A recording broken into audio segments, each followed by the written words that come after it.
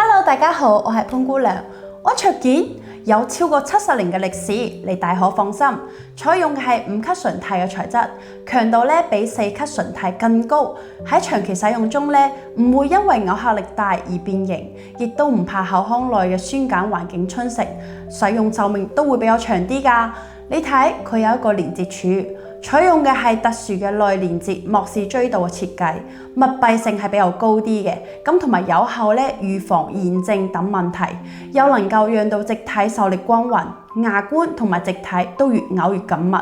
植體採用嘅係 BGP 表面處理技術，有效縮短骨結合嘅時間，提高成功率，適用於牙槽骨密度低、骨量不足同埋積木積重同埋即刻負重嘅患者，大大減少咗患者等待嘅時間。